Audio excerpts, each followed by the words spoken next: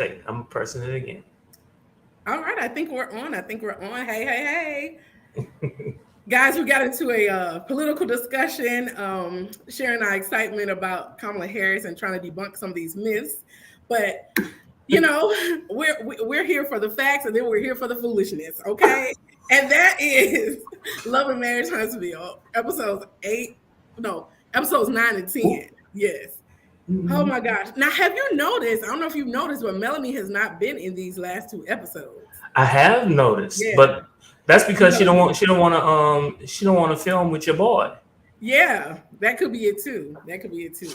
But in these two episodes, we'll get into like Stormy going to jail and her issues with her mom. We'll talk about Destiny and her recap of the Lovers and Friends event. The guys, this was actually my favorite part. The guys and their bowling thing, that was exciting to me. Or not exciting, but fun.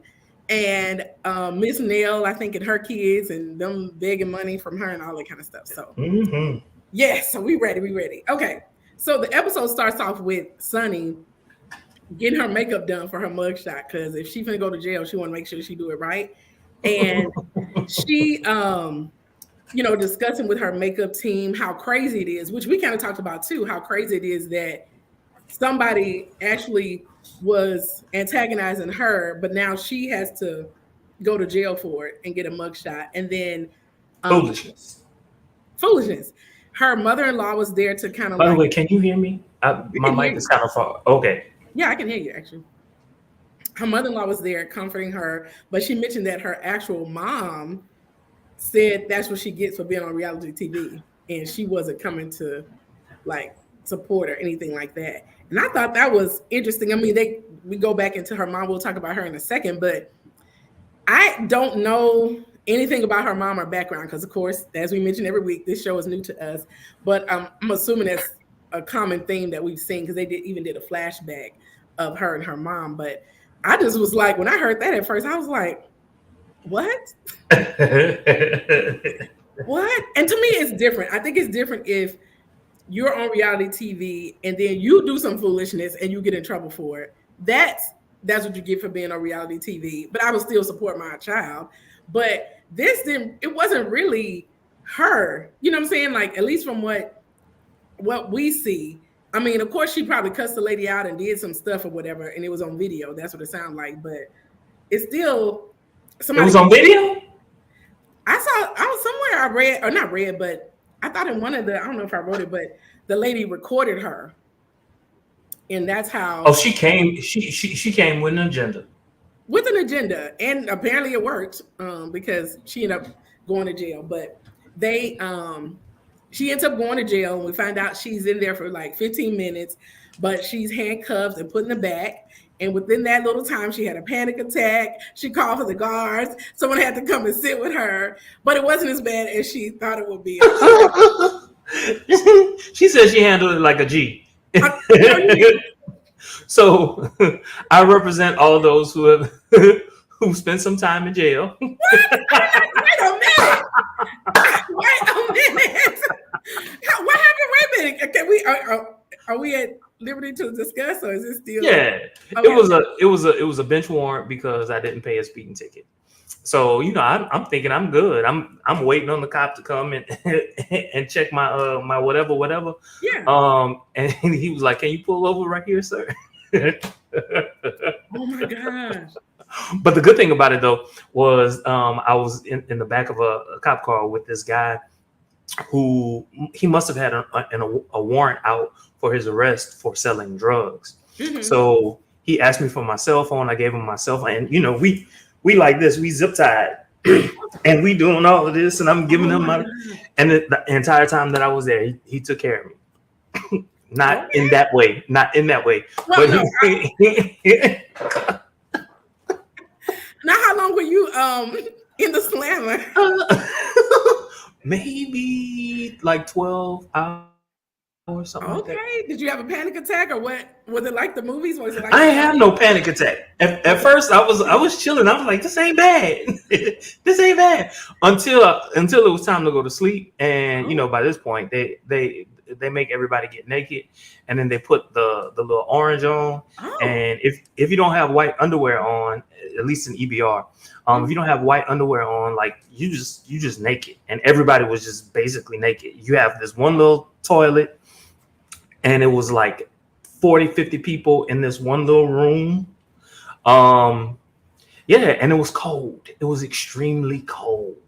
Oh my God. So I was freezing, and they kept the lights on.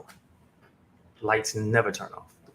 That is crazy. Like, and I've heard of people that have gone, something like that happened, but it's on a Friday. I mean, I don't know what you had to do, but like it was on a Friday, and they had to like, the judge had to do something, and so they had to stay the whole weekend and get out on Monday from when the judge came back. I was like, you don't see the judge until the next day. So I was lucky. Yeah. Oh my God. I did not know that. Wow. Well, you know, I try not to talk about talk about my pain until after I've been through it. Yeah. I know that's right. Ooh. Like, let me make sure I ain't got nothing out there. Because I mean, it's stuff like that. Like, did you know you had an outstanding warrant? No. See, that's the thing. It's like can I just at least know? Or anyway.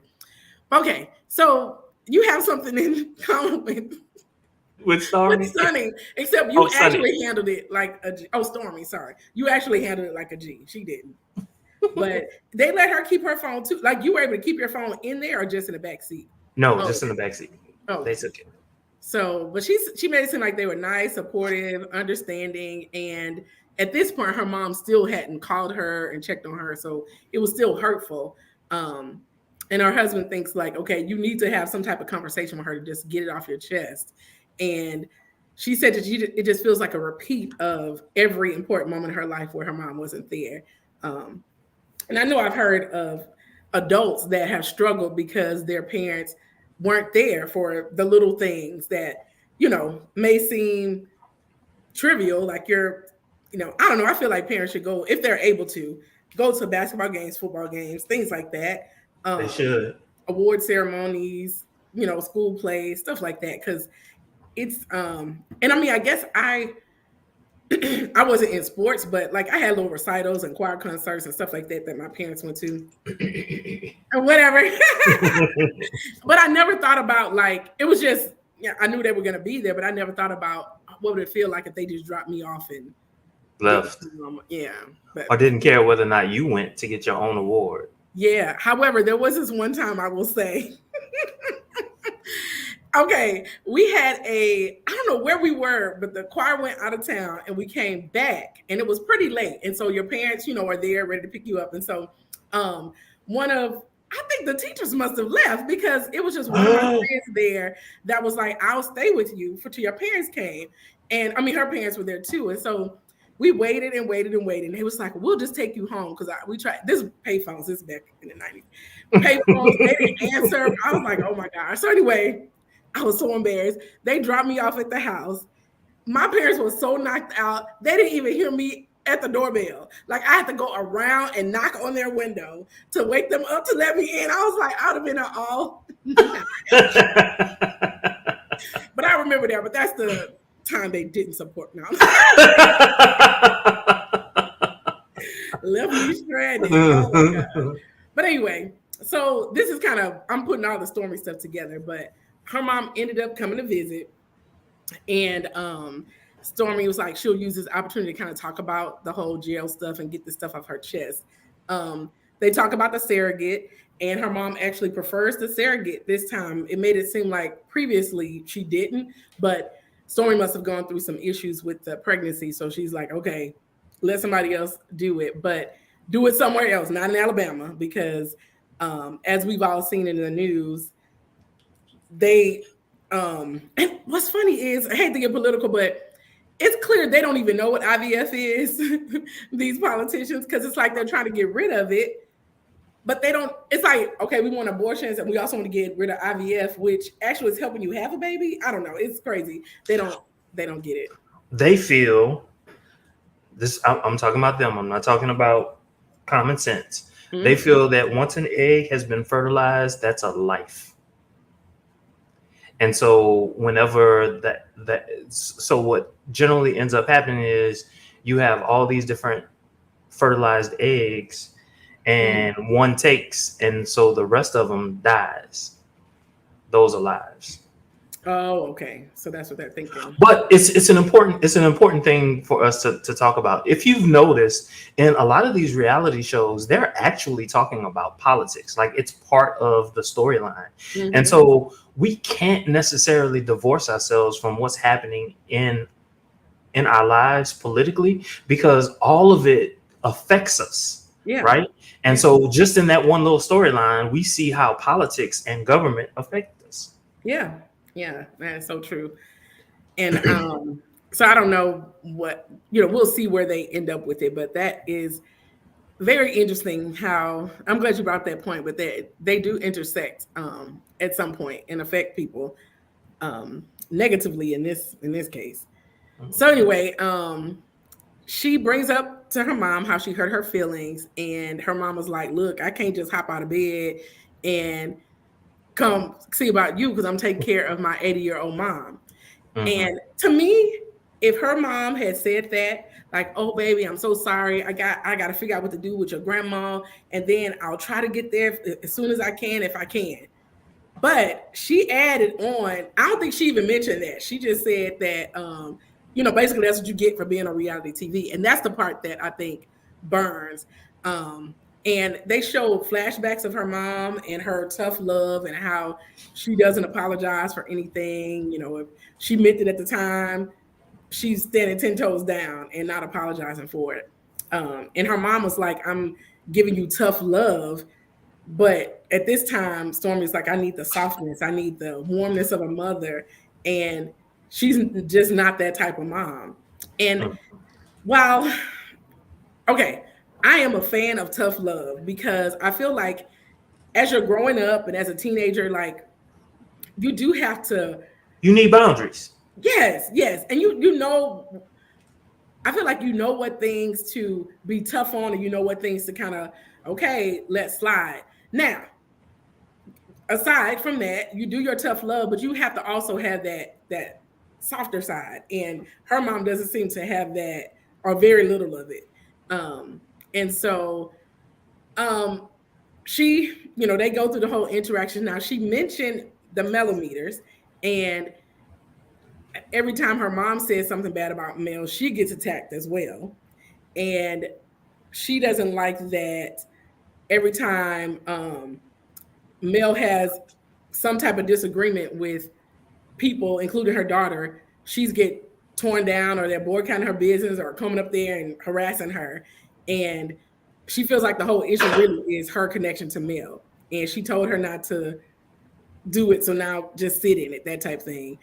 And sometimes we don't always get what we want.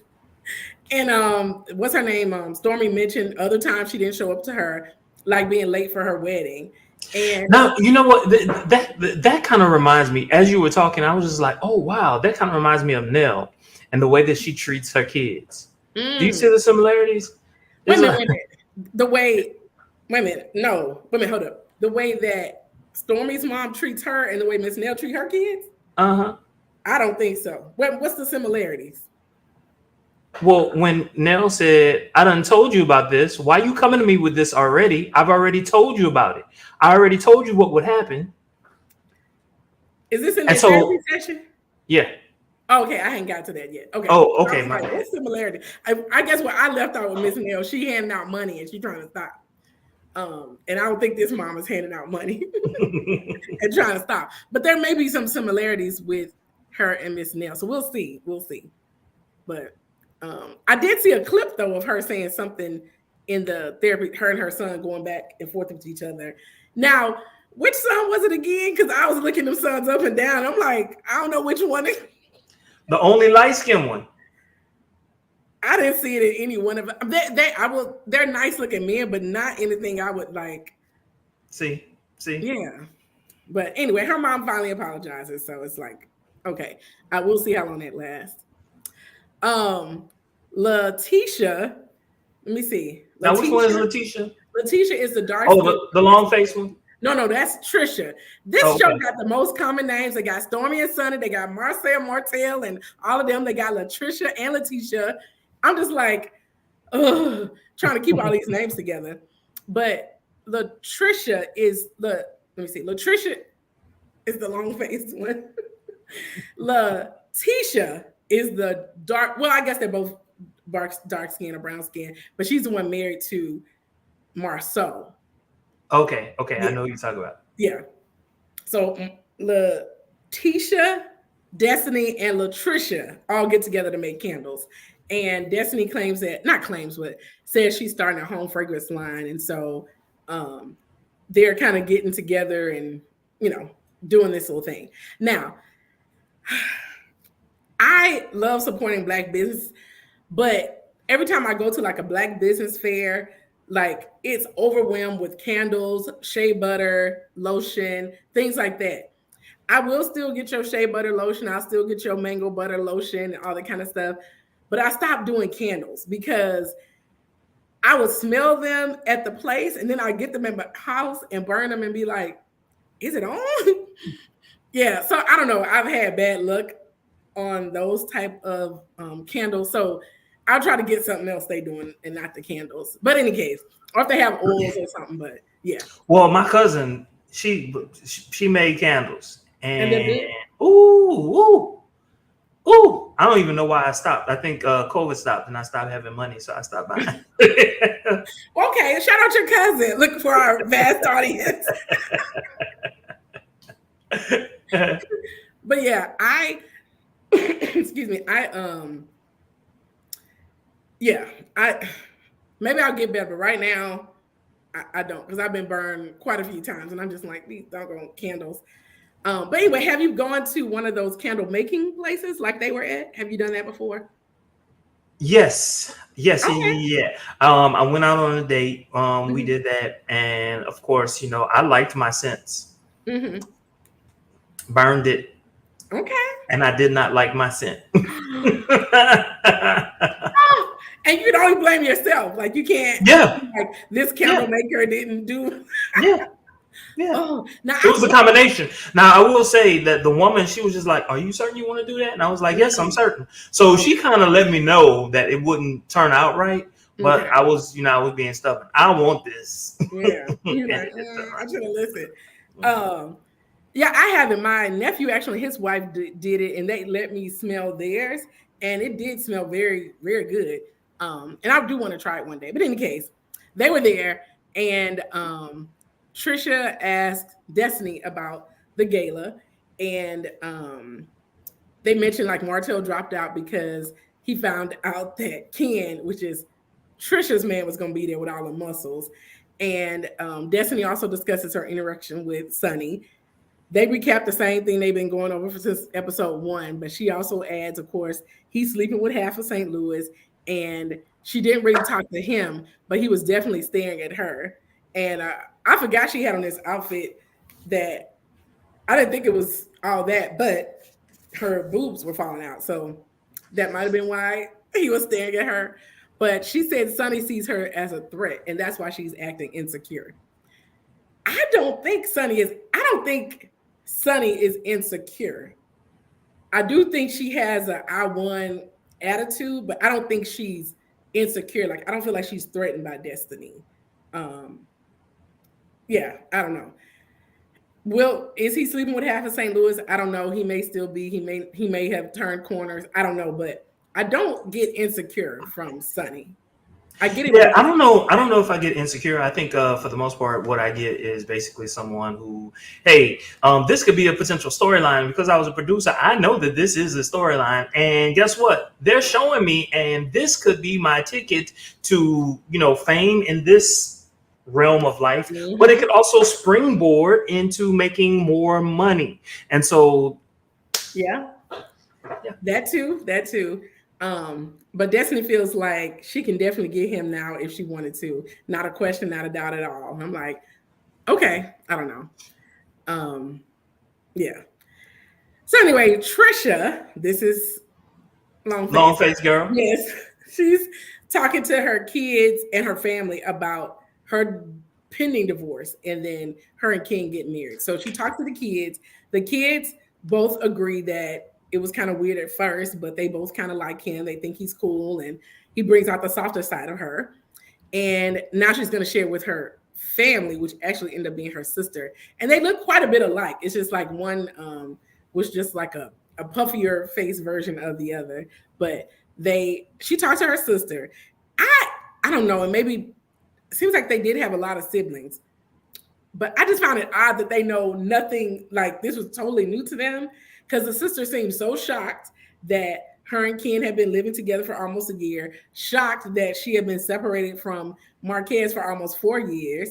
And I'm like, I was hoping it was for the cameras, because I'm just like, how?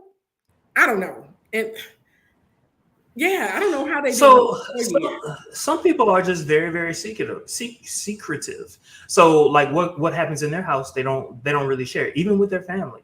I mean, for the most part, I don't know. Like the streets had to tell my aunts and uncles who was with my mom, because she didn't tell them.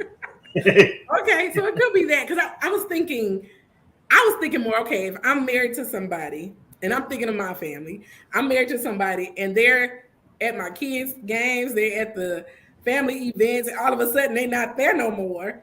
They were like, where is he at? You know, they're going to be asking questions like, where is he at? Or something, assume something going on. I don't know. But for what I got was they just didn't communicate that much. Yeah, that could be it too. You know, and I'll be honest with you, in my family, unlike your family, because I've always told you that I'm very envious of your family. In my family, we don't talk. The only time that we talk is if there's an emergency, and occasionally we'll send happy, not even happy birthday texts, but like Merry Christmas and Happy New Year's and stuff like that. Other than that, we ain't talking to each other.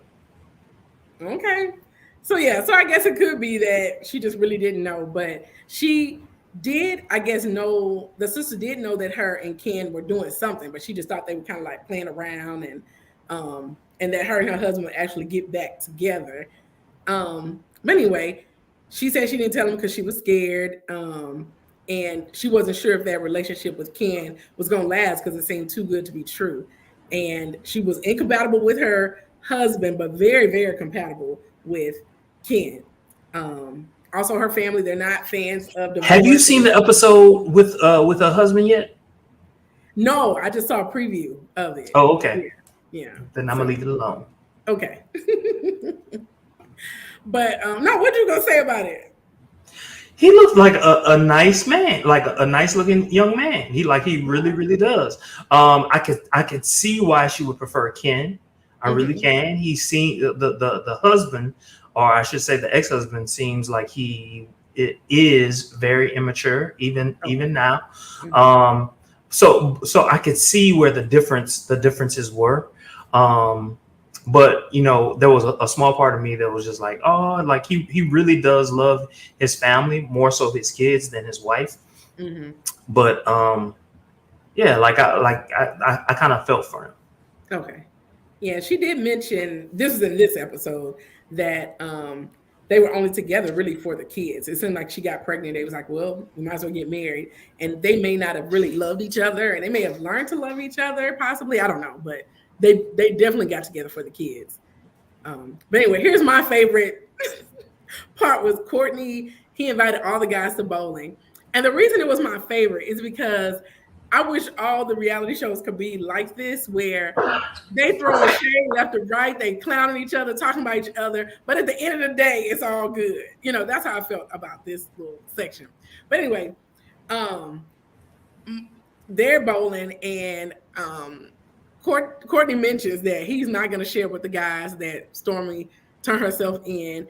He gonna let them figure it out when everybody else do, or if it comes, out in the blogs. And I agree with that. Like, that's your family stuff and your wife, keep that at home. It'll come out eventually. So Martell jokes with Ken, and he was like, are you worn out from Lovers and Friends? And they kind of laugh it off, and he was like, he didn't think, this is Ken, he didn't think Trisha was gonna do it because I guess she's very modest, maybe, because I don't get insecure from her, but maybe modest and shy possibly. And that even at the beach, she wears a cover up. But I don't know if you noticed, but almost every scene she in with other women, they always like complimenting her body and yes, girl, come on, body, all this kind of stuff. And so you would think she would be half naked all the time or be half or comfortable. But yeah, so apparently, like it was tough for her. That's not something I'm saying. That's part of the reason why, what I'm assuming, part of the reason why they're giving her so many compliments is because she doesn't seem to be so flashy. Her personality doesn't seem to be so flashy. So they're going to give her more compliments. If on the other hand she was more like Mel, it's kind of like it's a given. This is what you look like. This is your personality. So I'm not going to give you that compliment. Does that make sense? Yeah, that makes sense. And I don't know if you noticed, but they didn't show any of her at the Lovers and Friends. I don't know if she worked it out that way. It was like, so I have a theory about that. Okay. So Ken was right next to her wearing those boxes, and they might not have wanted to show.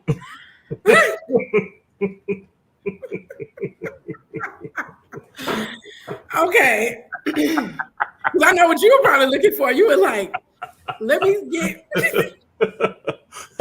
That's what I would have been looking for, but I also have a theory about Ken. I don't think he got that much. Oh, okay. Could be. But yeah, he just kind of went down her arm and she looked kind of nervous and all that kind of stuff. But yeah, they didn't show much of her. But anyway, Martell mentioned that because they would start clowning him about like you were supposed to be on it. And he was like, it was basically contingent on how he looked. And now that's what I would have wanted to see in some silk boxes. Because I want to see what he working with. Now, he did take off his shirt on Housewives. I don't know if you remember for Sheree, but he definitely didn't have on boxes. I think he just had on pants or jeans or something like that. Yeah, he basically said he got some daddy fat. He didn't have enough time to get it together. So that's why he didn't do it. And I still think that would have been sexy. And I'm sure other people would have appreciated it too. At least he could even like did a robe thing and kind of like dripped it off. Teased it or whatever, yeah. Yeah, or something like that. Anyway, then they bring up the fact that Ken mentions that Trisha was kind of upset and mad that when they met, he acted like he didn't know her. And he just seemed so suspicious during any of these conversations about her. So he was like, I didn't recognize her. I just didn't recognize her. She looked different. And he said, we weren't really that tight. Like we were just cool. And then she was cool with my brother. She was cool with my brother. And so he was like, how'd she say she knew me? Trying to get info and insight because we know it's more there. And they were like, well, where did you meet her at? He was like, out. I remember he did like a little smirk or something. And I was just like, oh, Martell. So anyway, they like, you it's like you can't trust nothing he say. He might be telling you the truth 100%, but you can't trust it. It's just because of his personality. Yes. You don't know. You just don't know. But I ain't gonna lie. Audience, I have not seen the first 7 seasons, but I like him in that scene. He's funny. He's funny. That's probably why I like him, but I haven't seen all the crazy stuff. So anyway, they were just like, you got to stop having so many women so you can keep track and remember. And Courtney was like, Martell, you're not telling us the whole story. And so Martell mentions that, like, okay, I knew her, but we didn't do anything. So if we ain't do nothing, I'm definitely not gonna remember you. And Ken was like, yeah, I'm like that too. If we ain't do nothing, I'm not gonna remember that. So what I do like about Ken is he's very secure. He's like, even if y'all did have a history or whatever, that's what it is. You know, it was before me. It ain't got nothing to do with me. Ain't like you cheated on me. Now, what I think, and I'm in the house every day. I know where she's at. She ain't messing with you. I'm good. Now, what I think, based on all the conversations, is because didn't she mention something about her and her ex-husband, or I guess estranged husband or whatever? They got together around high school, right? Mm-hmm. They're still together, technically. She started dating Ken. Where Martell fit in? So that's why I think the timeline is iffy. That's why they don't want to discuss the time frame, because it would have either indicated that she cheated on her husband or she was messing around or something like that. So anyway, so they start talking But she would have been messing around with Mel.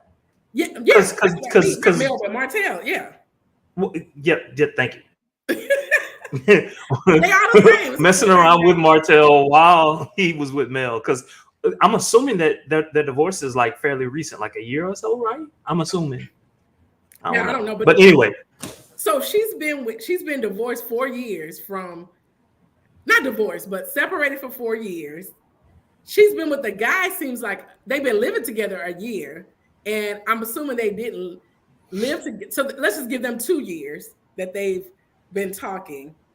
So even if it was between that 4 years and 2 years, that's still kind of crazy because she was still with her husband. And then if it was before, she was still with her husband and he was with Mel. So the timeline is a little suspicious. But so Ken mentions that he hasn't proposed to Trisha yet because she's technically still married. So Martell was like, so you the side dude? And they all laugh it off because it's funny. Like, ain't no need to be fighting. I ain't no side dude and get it, whatever. I don't know. That was just nice to me. But you know what? I think that's the difference between men and women. I think there's such a stigma still on women in situations like that, whereas with men, there's not. So men can laugh about it, if that makes sense. Yeah, that's true. And what else? But I will say this: the stigma seems to be on what women place on women, less so what men. Except when you're in a relationship, a man, if you're in a relationship with that man, oh, you cheating. You had a conversation, you cheating. Oh, that's true. That's true. What else? Martell mentions that he wants to get married right now too. And they were like, well, to your baby mama. And he was like, no, don't ask me that kind of stuff. And he was saying a woman has to accept that he got 5 kids and he has them I guess he has 7 days on, 7 days off. And Courtney was like, now, would that be something that you'd be interested in, Michelle? Somebody with 5 kids? Uh-huh. Well, if I wasn't married, no. It depends on the age of the kids. Like if it's I'll just say it depends because I don't know. Because initially I didn't want to marry anybody with kids. And then, once you get in the relationship, meet the kid, it's just like, oh, I could do this versus, the thought of it versus being in it, whatever. Mm-hmm. So initially my reaction may be no, but you have to take things under consideration. Like, are these quintuplets and they're 3 months or are they like 17-year-old about to graduate and leave? Yeah. So all of that will come into play. But I don't know. This was just like refreshing and I just loved it. But so that was the end of that episode. The next episode was Miss Nell and her husband, kicked off with them meeting at his office. And so he mentions that he is looking for some houses for Sonny and Moses. And she was like, will that be a conflict with Destiny? And he was like, if somebody asks me to sell them a house, I'm not checking in with Destiny. Now, I don't know all of their relationships and interactions or whatever, but let's say they were close to Destiny. Do you think he should check with her or clear it with her or before he sells a house? Okay, so in this particular situation, he didn't know who was coming. He didn't know. Not Martell. This is Chris. He knows who's coming. This is no. I'm talking about Martell because the issues with Martell, right? No, this was the initial thing was with Miss Nell asking her husband about it. They did also ask Martell, but this was Miss Nell with her husband. He was like, I don't need, if I'm selling somebody's house, I don't need to check with Destiny. Because initially there was a conversation between Miss Nell and her husband. So I guess it would depend on how close their relationship is, and I guess because I don't know, in my mind, no, he don't need to. That's his money. That's his bread and butter. Let him make his money. That's what I'm thinking because it'll be different if I'm trying to think of what good, but in real estate, your money comes from selling. You know what I'm saying? So am I supposed to not make money for you? You know what I'm saying? Like, it's not like I don't know. To me, I could have sold kind this of house think of the without you knowing. situation. Well, yeah. So, let's see. She initially, she talked about that just a little bit, but they really came to talk about the kids. And apparently, they have 2 or 3 of them that are constantly needing financial assistance. Lance, Chris, and Kiki, and they paying rent, utilities, and basically, it's starting to affect them and affected her mental health. So they decide that they need to set boundaries with these kids because she feel like she's drowning, and um, they're gonna just have a dinner. And she did ask him, "Do you see a shift in me?" And he said he does, and he don't want to see his wife stressed out. So they're gonna call the kids together to have this dinner. In the meantime, this is where you were talking about where they go to Martell's property to show Sonny and Moses the property.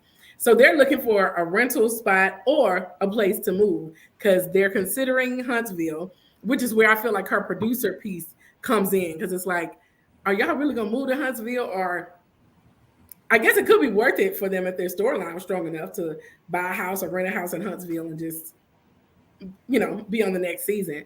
But at this time, Martell doesn't know it is Sonny and Moses, but he lets him know, and he actually asked him if she talked to Destiny, and he pretty much says the same thing. But Moses and Sonny arrive. They kind of look at the house. She mentioned she's going to start a family. She mentioned she did IVF actually before they got married, and she's moving, thinking about moving to Huntsville because it's safer for the family.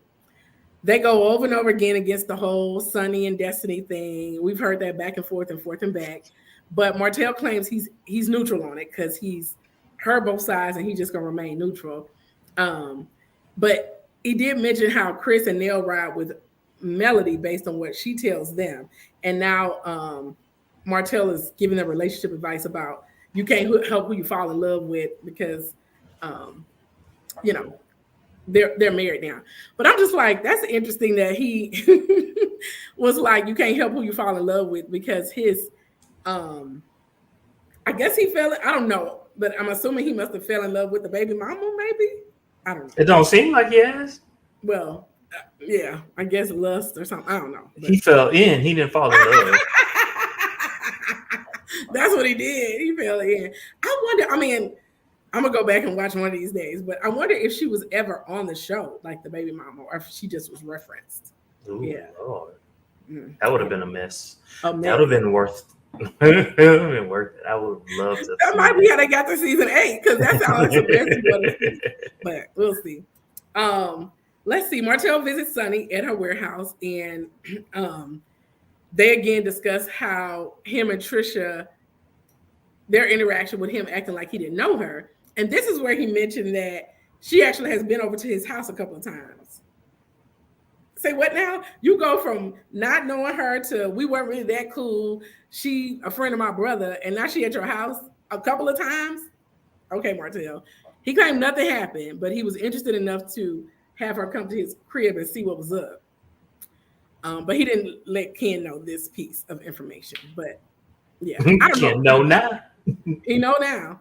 I don't know if he would care, but still, that's an interesting piece. And that could have been why she was looking suspicious too. Like, oh, you know me, Negro, you know me. So anyway, let's see. Oh, she mentioned to him that she had invited Mel to the Lovers and Friends thing, but she didn't want to come because Martell was there. And he was like, we're at kids events together. Like, we know how to act right. But I think it is slightly different with your kids event. You're not going to show out at your kids play, but with the cameras rolling, you're going to show out because that's what they want. She also mentioned she was arrested for the same thing that he was with the harassing communication. And, that's what she said. The lady recorded everything. And they talk about how unhinged the millimeters are. And she could actually hold them responsible. But all this kind of stuff. So they had like a little interaction conversation, pump each other up about real estate and business. But it was just interesting that he dropped that bomb about Trisha. So I'm just like, okay, can we get the whole truth? He keep dropping little pieces and dimes. What happened next? Oh, Kimmy, the short hair, with her husband, they meet with Sonny and Moses to discuss I guess just catch up because I guess Sunny had befriended her when she had her cancer diagnosis. So they're just, I guess, kind of catching up. But they're also, I guess, friends with Destiny as well. So it's kind of like I don't know, a weird thing. But they all get together. She mentioned again to them about the IVF and how she said she's going to do it in St. Louis and not Alabama. So this is two people that are not doing the IVF in Alabama. But they were saying like everything they do is fast. But I forgot his name, but Kimmy's husband seems like he understands why they move so fast when they compare backgrounds. So Kimmy's husband's background, he's from Pontiac, Michigan, and he claims that 31 of his friends were killed before they were 21. And I was like, I don't know if I had 31 friends. However, it just showed how bad the neighborhood was. Like people that he played on the playground with and stuff, like most of them were like dead and he's the only one left. But he left to go to school at Alabama A&M and that's his family came down. So that's kind of how they got out of that. So I have a question for you. So because of all of that, because of all the different people who have died and all that, just that background, right? Mm-hmm. So do you not understand why Ken? This is a question for you. Do you understand why Ken and whatever his wife's name is, why they move so fast? It doesn't. Okay. It doesn't explain to me why they move so fast. I could see if he found somebody, because he mentioned one of his complaints about Destiny was that she wasn't there for him or she didn't support him or she didn't give him what he needed. And so if he found in Sunny what he needed, like support wise and there for him, and he was like, I just want to lock this down, I could see that moving fast. But I don't necessarily think because you were in jail, is it kind of, you thinking like life is too short, so let's just get married, or like what?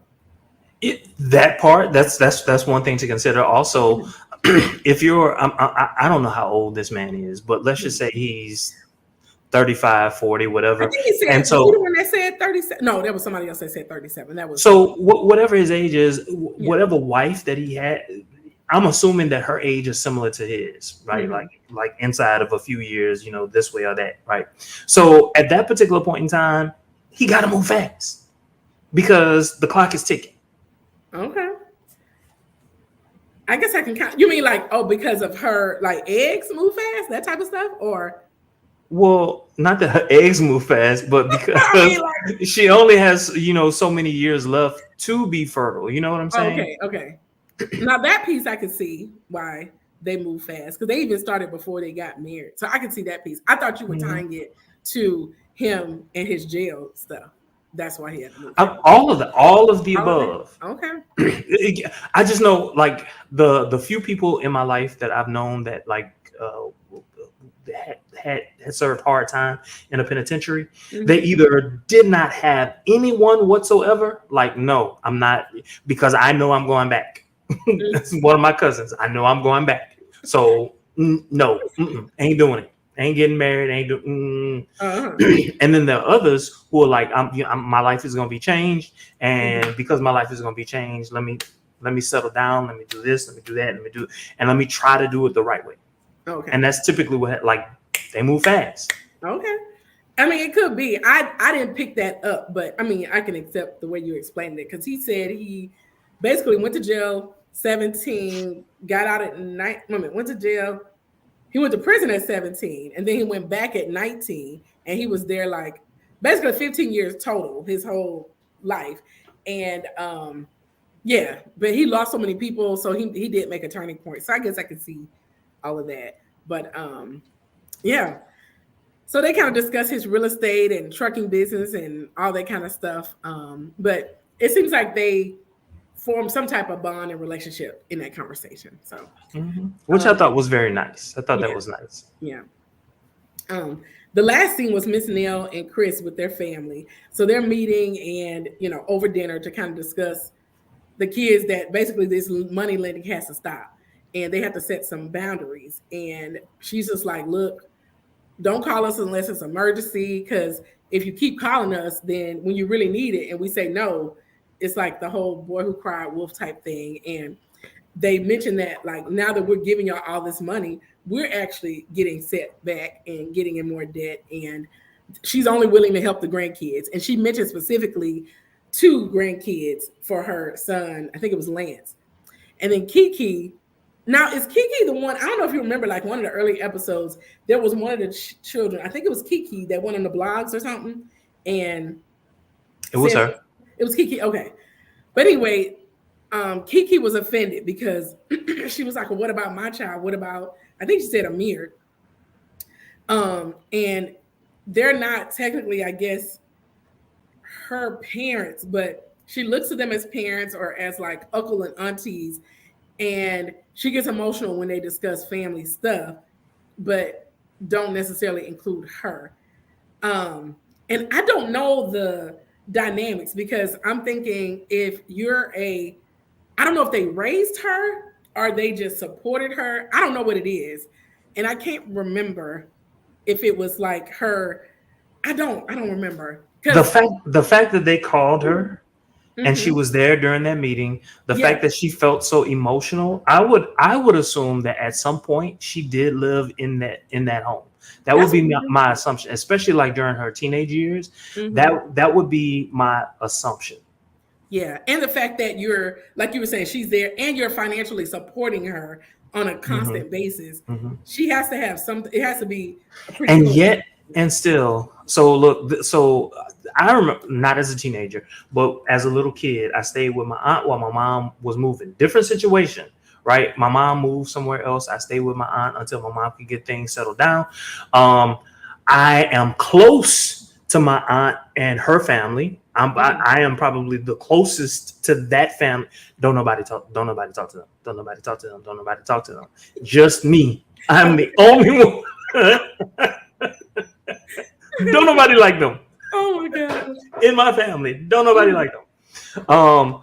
But so I can see that, but at the same time, I would never. And again, I was a little kid, and it's a different situation. My mom was stable; she was just moving, all that other good stuff. I never felt that, like, when they're talking about their family, that's your family. They ain't got nothing to do with mine. Yeah, and I didn't get if her parents were somehow related or anything like that. Yes, it's Nell's sister. Okay. So she's literally an auntie, but took her own as her. Okay. So it is semi-family, but okay, I get it.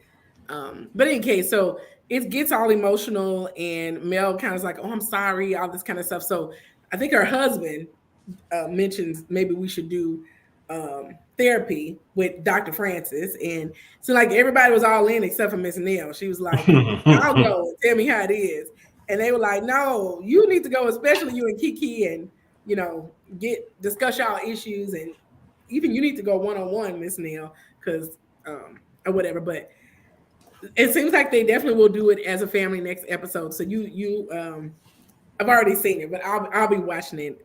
But they show clips of the therapy. They also show clips, as you mentioned, of Trisha and her husband. So we'll see how that all goes. Look at you. Oh, it's a mess. It's a good mess. I love that mess. Okay. So yeah, that was it. Any other comments before we move to Dubai? No, let's get to it quick. Okay. Do you want to just do one episode of Dubai? No, let's do both. Let's get it out of the way so we can catch up. Okay. So I'll try to knock these out. Okay. Talene and Brooks are a hot mess. And so I think it left with them still going at it at this little desert thing. And the whole thing is Talene apparently told Brooks that Stansberry had said something about her, about, why she pulling me to the side, all this kind of stuff. And Talene was like, well, let me check and see if Stansberry, why are you saying this stuff? Stansberry said, I didn't say it. I keep saying Stans. I think it's just Stanberry. She didn't say it. Black people added the S's. And then Brooks, she confronted Brooks, and she was just like, look, you told me to tell you anytime somebody said anything about you or whatever. But she didn't actually say that the lady said it. So they're still like this. They didn't really resolve anything at this point. They also bring up Lisa and well, Lisa actually pulled Sarah to the side because when they had that little dinner on the floor, Sarah had said, well, what's going on with Lisa? Is everything okay at home? And I don't know, to me, it seemed like a shady, is everything okay at home? Not, my Arab culture is to understand what's going on with you at home. I don't know, it seemed shady to me. Ayan felt uncomfortable, and that's why she told Lisa, who confronted, Sarah. But they, they try to resolve it, but they made it all because Brooks brought it up to deflect the stuff off of her, and it ended up being them going at it at the end of the day. But in any case, that was them at the desert. So they finished all of that. They have scenes with Brooks and her bad child. He is, he is something else. And then Sarah and Aken is leaving, and her son has a twerking problem because I don't know if he just twerks for Aken or if he just likes to twerk. I don't know if you noticed that. Well, I guess their only scenes were with Aken, but this baby be twerking, twerking for this man. But let me see what all they discussed. So they discuss him leaving, and she mentions that she told her mom about him, and her mom was like, no, not number 3, because she has a bad picker, and she doesn't want her to get married again to these bad guys. But if she introduces him to her family, they're kind of stuck together. And so he asked her about, if you see, no, she asked him if he sees a future with her, and they both see a future with each other. And she was like, what does that mean? And he was like, relationship, maybe marriage one day. And so I don't know, I feel like she's going fast. I feel like one episode you dating this guy, this next episode you introduce this German guy, he's visiting you, and now all of a sudden you talking marriage. And maybe they move that fast in that culture. But in any case, he wants to know, she says a husband is the sole provider. That's the way she sees the role of a husband. And he's like, well, if I'm the sole provider paying for everything, do I have the sole say that, am I the voice in the house? Do I have the control? And she was like, basically you pay, but we both have control. And I don't know if he's gonna necessarily agree with that, but he was like, okay. But they agree to be exclusive, and he's an exclusive potential husband, but not quite a boyfriend yet. So yeah. Let's see. Ayan and Lisa talk. Basically, high level, they discuss how she was so triggered by what Sarah had said. And it was because she's so busy with her family, with her work, and with being a mother and wife that she is tired. Like her husband's like, you're always tired, too tired for sex. And she's just overwhelmed. So when you're already feeling a certain way about yourself, and then somebody mentions something about, is everything going okay at home? Then she got emotional about it. And then she also mentioned that her mom says that she needs a backup plan because I don't know if you remember, her mom's husband had a whole nother family and left her and stuff. So she raising her daughter to have a backup plan. And so her business is the backup plan. So she's trying to make sure that's ready in case her husband leave her one day. Which is kind of a sad way to live, but I get it because, it's almost like you raise your child from your perspective, and that's her mom's perspective. Like, yeah, he that not girl, but he may not be in the future. Let's see, Sergio and his family are in town, and Stansberry is not avoiding them per se, but she is busy. So she likes it there, keeping him occupied like a play date every day. She needs her freedom. Right. But she said that she has to prioritize her kids. He feels like she needs to prioritize him. And his mom was like, you definitely need to find a middle ground, but she cannot see Caroline with a baby. I can't either. And yeah, so I don't know how long. How long do you give this marriage? I don't know. It seems interesting. I don't know. It's all on her because she's the one that's driving this. I was about to say the ship. Whatever it is, she's driving, right? Yeah. She's driving, and he's in the passenger seat. So it's really all on her. Is like when she reaches that point where she's fed up, that's just it.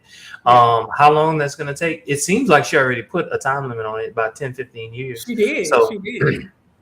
So another 15-year-old child that's like with the nannies. So anyway, Ayan is getting ready for her launch of her beauty brand, and her sister and brother are coming into town, and she's FaceTiming her sister. And immediately when I looked at her sister, I thought her sister looked on the younger side, not younger than her, but I was like, she's definitely under 50. I don't know how old she is, but Ayan is younger than her, however she is. So I was just thinking that.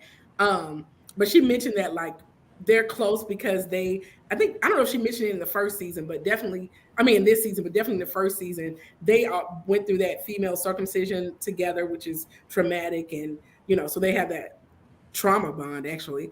And so they go to, I'll save that for later, but Caroline and her daughter go out to eat and, kind of catch up on the college trip that her mom was not able to go to because they were trying to finish up stuff with the house.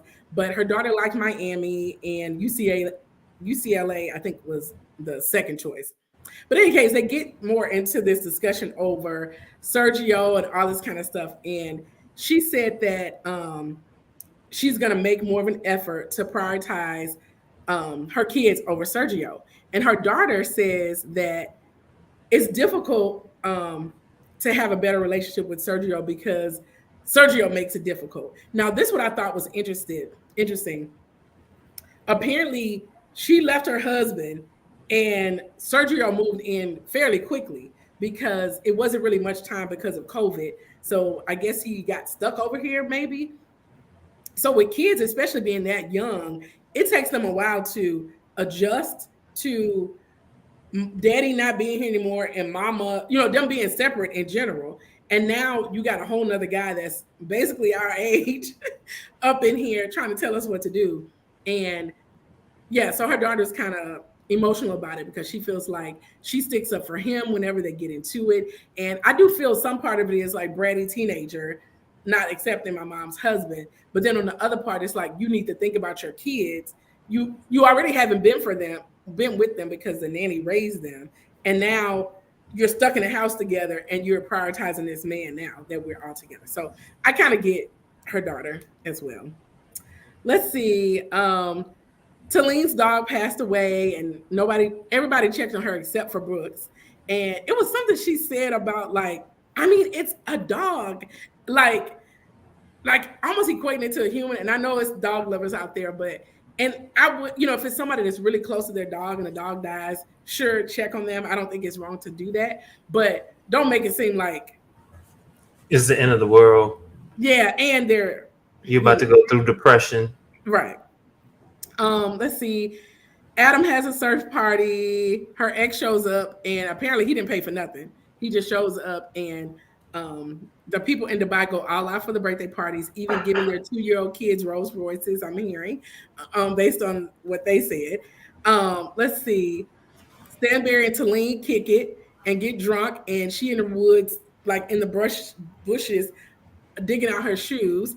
And Stanberry comes back drunk and gets in the bed with Talene's brother. It was like a fun way, but still, it's some kind of drunk stuff. And I'm like, when Sergio see that, I don't think he's gonna be too happy. Let's see. Brooks and Sarah. Let's see. Okay, Ayan has her lunch thing, and she has this 7-foot train dress. It was beautiful from Egypt, and the ladies all come, and she is like full of anxiety. And I get it. I hear a lot of stars and people even I do sometimes, like before you have to do something, you just kind of get a little anxious. And so, but she ends up, getting over it and comes out. It's beautiful. But they're confused because it's really fashionable, her models. And they were just like, where the makeup though? Because they had on her makeup, but you're focusing more on the clothes rather than the makeup. But in any case,